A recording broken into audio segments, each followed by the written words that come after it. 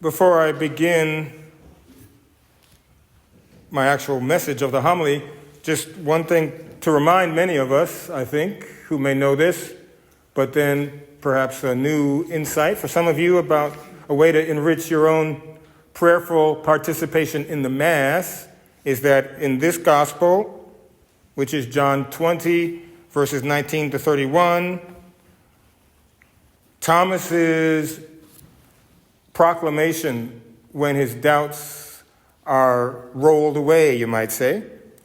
When he says, "My Lord and my God," in Catholic culture and tradition, that's one phrase that we're all invited to pray at the elevation. So that's the time when the priest, as the consecration is taking place, and the bread is undergoing its transubstantiation, right, to become Christ present to us, and then the same with the wine, as God transubstantiate it to become the blood of Christ. When the priest raises the host, the Blessed Sacrament, and then a few minutes later raises the chalice, it goes, I don't know how far back it goes, but there has been a culture, and it still exists really, for any one of you, just quietly to yourself or just even mentally, silently, but to pray, "My Lord and my God," recognizing Christ now present in the transformed and, technically speaking, transubstantiated bread that is now his body, and the wine that is now the blood of Christ. Also keeping in mind that in the Blessed Sacrament, the host, the consecrated bread, if you will, Christ is fully present, body, blood, soul, and divinity. So just, keep that in mind also. We are receiving the blood of Christ in that sense when we receive the host. What I want to talk about mostly, though, for the homily itself is Thomas a little bit and his experience of Jesus dealing with him, if you would put it that way. But to put it in a larger context, as this Sunday is Divine Mercy Sunday, I want to propose and suggest that one form of mercy that God shows us and that we can then embody and put into practice with one another is God's being very purposeful and deliberate, Father, Son, and Spirit, of how they understand each of us, our own temperament, personality, disposition, which are, more lasting and enduring elements of who we are, but then how things change in different seasons of our lives, different times of our lives, different circumstances and situations, attitudes, feelings, emotions, all those things that come and go, that at both levels, the things that endure in us and then things that change, God coming to us, revealing himself to us, dealing with us in a way that matches what's going on in our lives and the kind of person we are. He doesn't just have a kind of cookie-cutter approach where he deals with everybody the same way. I suggest this for we see in the post-resurrection appearances of Jesus. Just 3 examples, well, 4 in a sense, but one is Mary Magdalene. Jesus appears to her when she's by herself, even within the variations of the divinely inspired recollections based on what Mary Magdalene would have told everybody. But it's appearing to her by herself. And Jesus comforts her, consoles her, and commissions her to go and tell the apostles what's happened. Then later, the 2 disciples on the road to Emmaus. They are leaving Jerusalem and going back to what we presume is their home village of Emmaus or town. They are discouraged. They are despondent. They are downcast. They are heartbroken that this Jesus has been crucified. He's died, tortured, that their hopes of this new thing God was doing seems to have just shattered. And Jesus, as we all know, right, appears to them, these 2, which some tradition speculation is that it was a married couple among the early followers of Jesus. And he appears to them and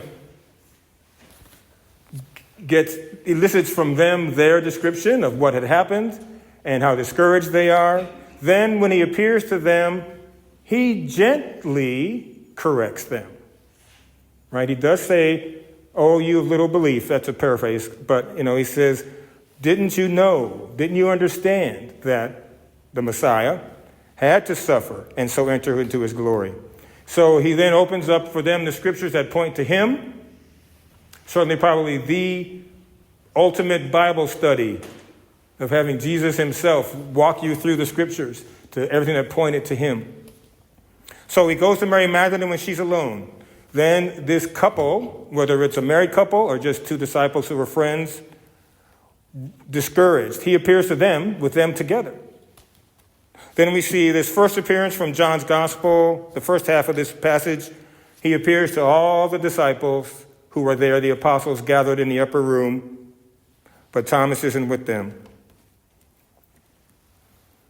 One might wonder, as I did, why didn't Jesus find Thomas wherever he was in Jerusalem, walking around? For whatever reason that Thomas was not with the other apostles, Jesus could easily have appeared to him by himself and gotten him to understand that he really has risen from the dead and the resurrection is true. And he could have helped Thomas overcome his fears and his doubts, I should say, without the other apostles around to heighten Thomas's sense of doubt. But Jesus waits and waits till Thomas is come back and is with the other apostles before he appears again and deals with Thomas. But once again, in his love, but his wisdom, he's pretty sharp and direct with Thomas. He doesn't accommodate Thomas's doubts.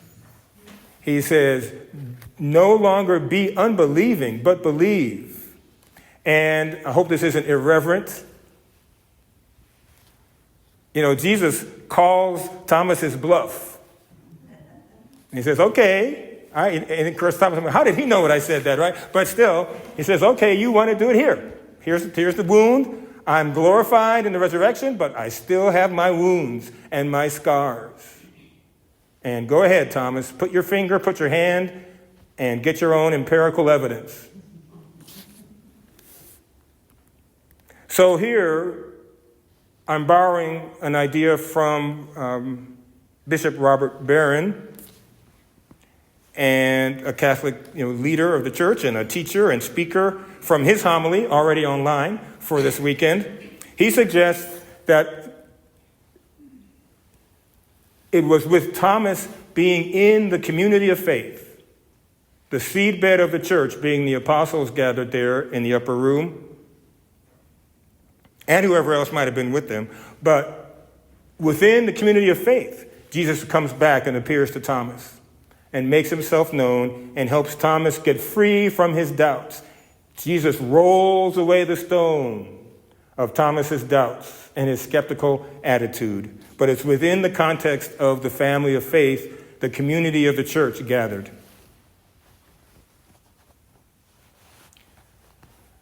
If Jesus did that some 2,000 years ago, right after the resurrection, that's how he still can and does make himself known to us. So I invite each of you, if you've never done this, pray and ask the Lord Jesus that he would, in a sense, accommodate your personality, your disposition, your way of thinking of things, and in your current particular circumstances and situations, that somehow Jesus in his wisdom and love and divine mercy might choose to reveal himself to you in some notable, discernible way. And yet, if you've never experienced something like that, and perhaps you may never experience that kind of really salient, you might say, notable, almost tangible experience of Jesus being real and being with you, to pray then for this blessing that Jesus said, "Blessed are those who have not seen and believed."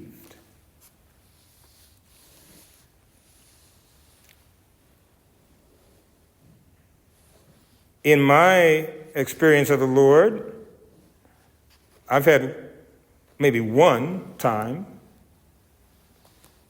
when I would say it was almost tangible of the presence of God. I was in a chapel in South Bend, Indiana, the residents were the community, the brotherhood that I belonged to. The place we were living at the time had been a convent. And so we inherited the chapel from the nuns who had lived there. And one time I was praying, and just by myself in the chapel. And I would say literally, using the adverb correctly, right? I almost literally felt a big brotherly bear hug, like somebody is putting their arms around me and giving me a big brotherly bear hug. And I experienced that as being Jesus, right there, just letting me know that he's really there with me. I was almost like I could feel the clothes being pressed in. So that happened once. God just must have known that at that moment, I was probably in my mid to late 20s, I'm thinking, early 30s at the most. I must have needed that. And I got to say, you all know this, right? I'm going on 64 years old. Nothing like that has ever happened again. So I cherish that one time. And if you've never had anything like that, maybe God knows your faith is stronger and you don't need something like that, like I needed it. But I encourage you, I invite you to have a little courage. Pray for the Lord. If he thinks you need it, that he might sometime between now and your mortal death give you such an experience. But also I invite you to pray for others in your own family, among your friends or neighbors, whomever, co-workers, or if you're retired, whoever you hang out with. Pray that the Lord might accommodate them and come to them in some way that would make himself real to them. Maybe he would use you somehow to do that. But to pray that, like these post-resurrection appearances, Jesus might, if he so chooses, do so for you, make himself known to you in whatever circumstances you're facing, and to others that you care about. That indeed, we, as the end of this gospel passage, we may come to believe more fully that Jesus is the Christ, the Son of God, and that through this belief, we may grow ever more vital in having life in his name.